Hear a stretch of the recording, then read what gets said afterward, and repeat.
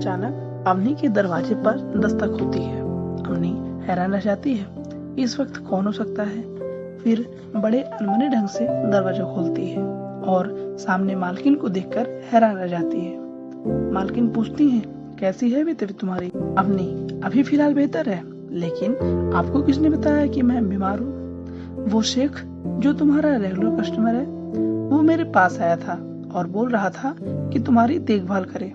अवनी, जी नहीं, थोड़ी सी थकान थी तो मैं ऐसे ही लेट गई थी। मालकिन, चलो ठीक है, तुम आराम करो और आज रेस्ट कर लो, कल से पूरा काम पर लग जाना, क्योंकि बार बार तुम ऐसे आराम करोगी तो फिर मुझे नुकसान होगा। अवनी कहती है, मालकिन आपका नुकसान नहीं होगा, मैं आपका कमीशन चुका दूंगी, आपका जो भी होता है, भले मैं काम करूं या ना करूं, मैं आपको दे दूंगी, आप चिंता ना करें। मालकिन, वो बात नहीं है, लेकिन यहाँ हम किसी को नाराज नहीं कर सकते।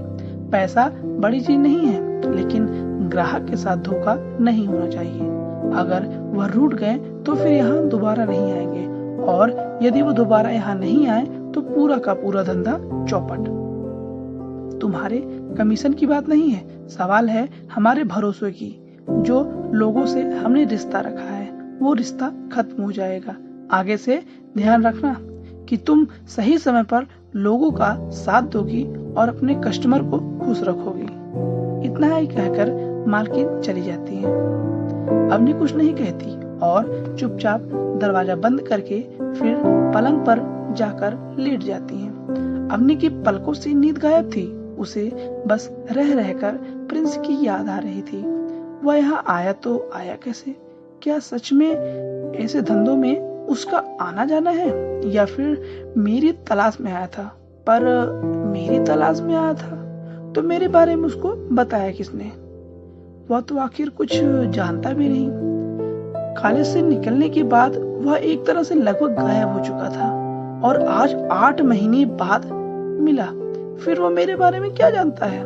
शायद कुछ नहीं, लेकिन मुझे क्यों ऐसा लगता है वो पागल मेरी तलाश में आया था। अगर आया था तो मेरी कहानी उसको बताई किसने? इस तरह सोचते सोचते जब उसको कोई जवाब नहीं मिला, अंत में थक हार कर वो सो गई। उसे पता ही नहीं चला कि कब सुबह हो गई। पर न जाने क्यों आज अवनी को बिस्तर से उठने का मन नहीं कर रहा था। वह सिर्फ शाम का इंतजार कर रही थी। शाम तो बस एक बहाना था, असल में उसे प्रिंस का इंतजार था। अवनी को खुद की जिंदगी से तो प्यार नहीं था, फिर भला वह प्रिंस से कैसे प्यार कर सकती थी? बस वह तो इतना ही जानना चाहती थी कि प्रिंस यहाँ पहुंचा तो पहुंचा कैसे?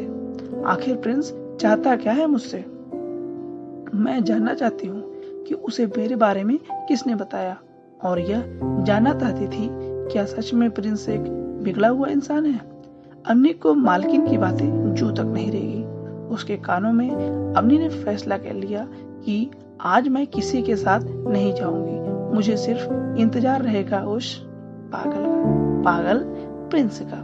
कई ग्राहक आए, लेकिन सबको सर दर्द, पीठ दर्द इत्यादि का बहाना करके वह अपने आप को छुपाती रही। फिर अंत में आया वह शाम, जब उस कोठे पर मेले लगते थे, सब दुकानें हल्की हल्की खुलने लगती थी, चारों तरफ रौनक बढ़ने लगती थी, ग्राहकों की तादाद बढ़ने लगी थी, सभी आ जा रहे थे।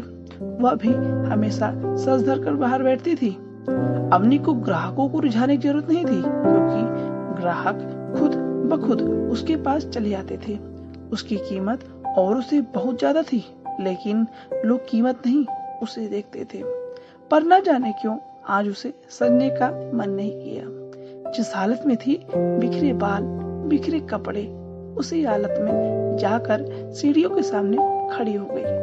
उसकी नजर दूर तक जा रही थी। हर दूर नजर में भी वो सिर्फ प्रिंस को ही ढूंढ रही थी। तभी अचानक उसे वह मुस्कुराता चेहरा दिखाई दिया, और जो कोई नहीं बल्कि प्रिंस ही था।